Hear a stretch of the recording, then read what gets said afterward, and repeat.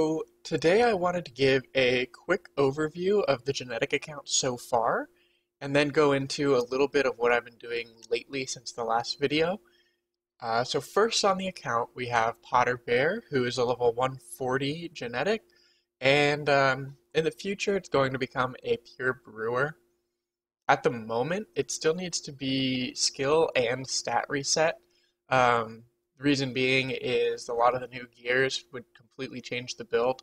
I need to get a stat reset to use Mob Scarf, and I also need to do a skill reset to take advantage of Sapphire Wrist on there.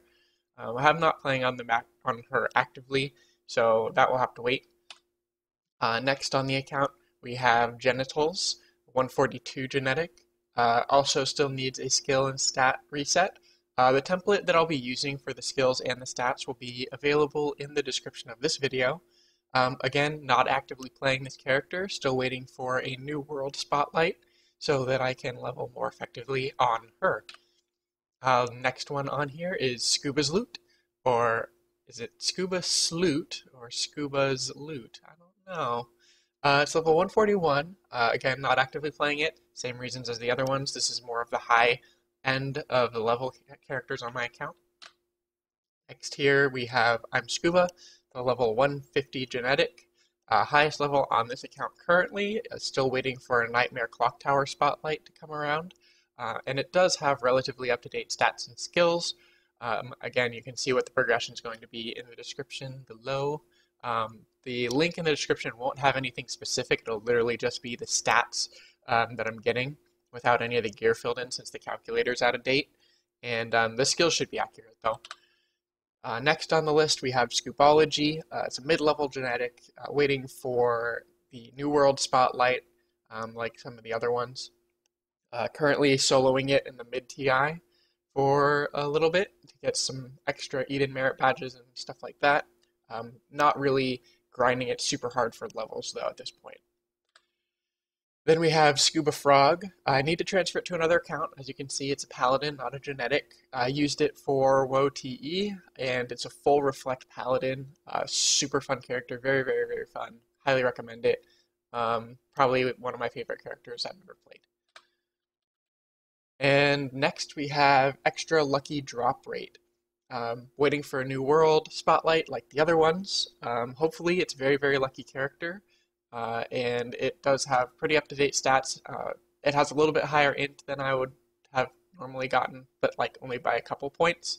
And I think we should have 120 strength by level like 132 or 3 or something like that. Next we have Flaccid Bomb. It's a 98 Biochemist, so we're probably like one battle manual away from being 99.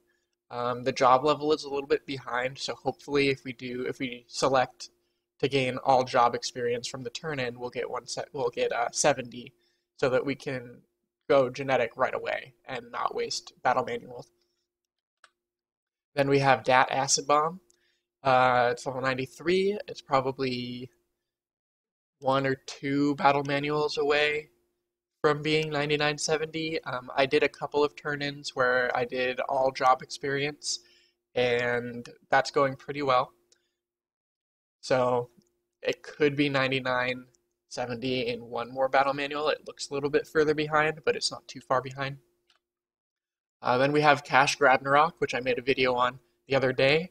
It's 99, ready to trans, and I'm working on the other biochemists currently so that I have more genetics to work with, and then I'll go back and I'll work on the lower level characters again. So that will mean transcending Cash Ragnarok and working on the last character here. So we have Cloud9 Scuba, or C9 Scuba. C9 is my favorite esports team. Currently soloing low TI. Stat build is on progression with what it should be. And last on the account we have HE Bubblegum. I don't know how I got this name. I'm not started leveling it yet, but I do have the name reserved. And I just got this a couple days ago. I don't understand how this has never been made before, but I guess it is what it is. So that will bring me to the next part of the video. That was the overview of the current state of the account.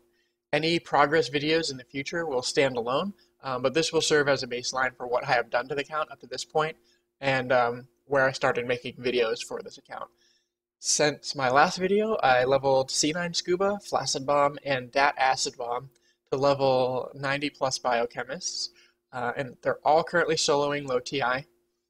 My route was to use a 3 times BM from about level 92 Alchemist to level 56 Biochemist.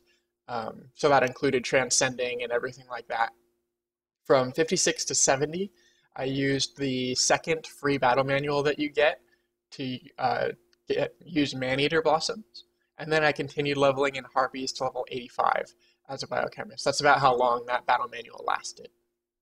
So from 85 to about either 93 or 96, depending on how I split the Gramps experience that he rewards, that took one battle manual each character. So while leveling in Harpies, I used Cart Revolution, since Transcending gives the skill for free without doing the quest. So that was about as fast as using Dark Lords, but it was a little bit more click intensive. I used some of the gear recommendations that I made in the last video, so if you want to see what those are, you can check them out. Basically, it's an Earth Deleter armor and a weapon to Cart Revolution with, and some potions. So it's not too complicated, but you can deck yourself out and do a lot more damage and make it a little bit easier on the consumables.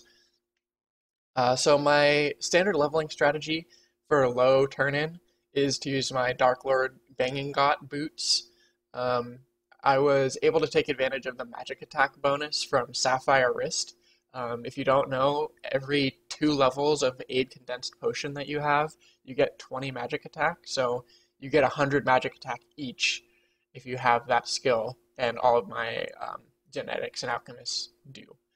So that was really good. It helped do more damage with Meteor Storm. I also have the Elemental Sword, which is for my Reflect Paladin, which I was able to use as a Transcendent character to do more damage as well.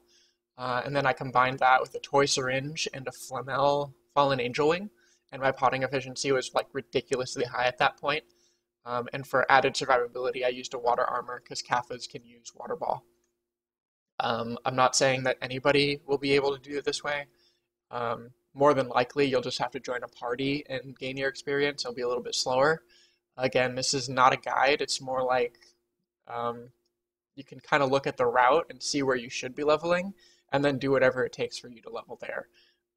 It's going to be the most efficient for you.